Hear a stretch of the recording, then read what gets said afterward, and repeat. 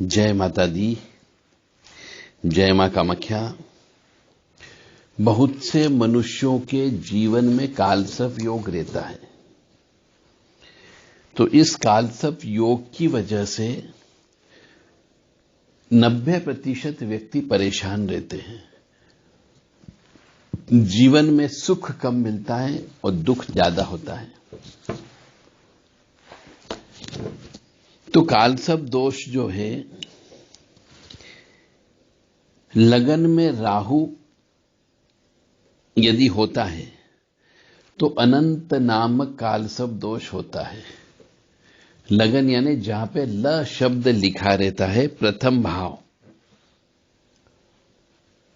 जहां पे लग्न शब्द या ल शब्द लिखा रहता है, वहां पर ल के पास में राहु लिखा हो तो समझ जाओ यह प्रथम भाव का कालसर्प दोष है।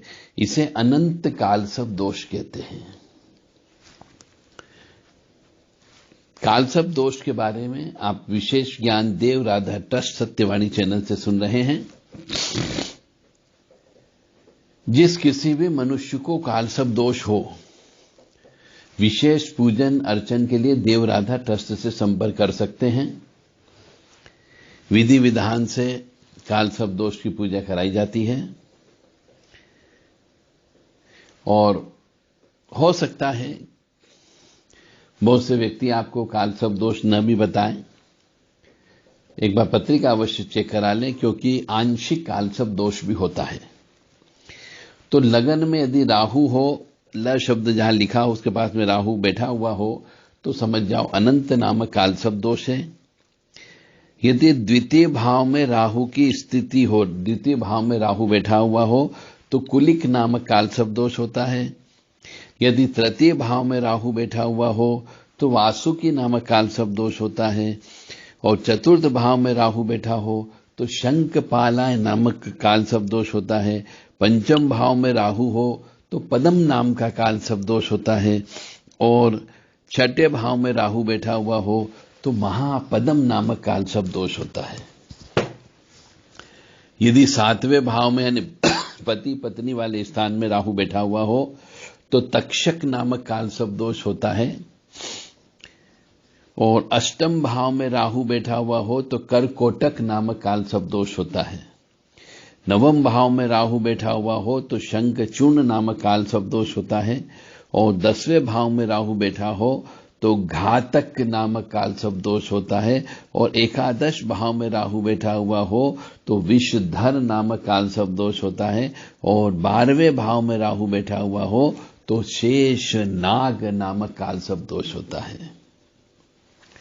अब जितने भी कालसर्प दोष बताए हैं, ये सब कालसर्प दोष के अनिष्ट प्रभाव होते हैं, यानी खराब होते हैं। नॉर्मली 90% केसेस में खराब रिजल्ट प्राप्त होता है। चाहे यह पूर्ण अनंत कालसर्प दोष हो या विपरीत अनंत कालसर्प दोष हो, कैसा भी हो, चाहे पूर्ण हो या आंशिक हो या विपरीत हो, निश्चित तौर से कालसर्प दोष की वजह से मनुष्य को कष्ट की प्राप्ति होती है। या तो विवाह में प्रॉब्लम जाएगी, बच्चे पैदा होने में दिक्कत जाएगी, या फिर पढ़ाई लिखाई में दिक्कत जाती है, या फिर पैसे कमाने में दिक्कत जाती है। तो उसका जो सबसे अच्छा उपाय यह है कि नाग पंचमी के दिन, श्रावण के मास में जब नाग पंचमी आ रही है, इस नाग पंचमी के दिन मनुष्य को उपवास रखना चाहिए। और उपवास के साथ साथ निराहार रहना चाहिए। और उस दिन नाग महाराज का जप करना चाहिए, विशेष पूजन अर्चन करना चाहिए, कालसर्प दोष की पूजा कराना चाहिए, नाग दोष की पूजा कराना चाहिए, प्रेत दोष की पूजा कराना चाहिए। और उस दिन अपनी सामर्थ्य के अनुसार नाग पंचमी के दिन वस्त्र का दान देना चाहिए, धातु का दान देना चाहिए, दूध का दान देना चाहिए, सफेद वस्तु का दान देना चाहिए, सफेद वस्त्र का दान देना चाहिए, ताकि आपको सुख समृद्धि शांति प्राप्त हो सके।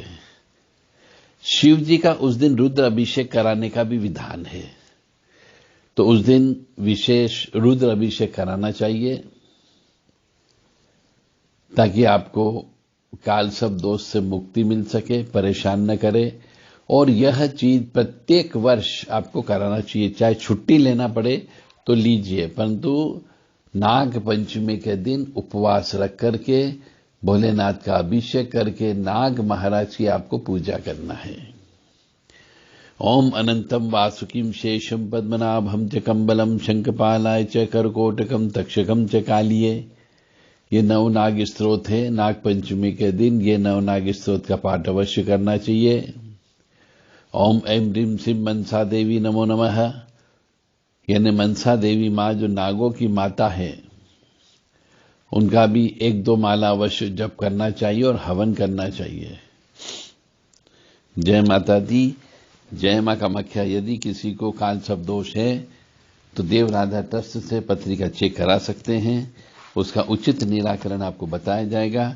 और यदि काल सब दोष की वजह से आपकी प्रगति रुक गई हो तो भी आप संपर्क कर सकते हैं।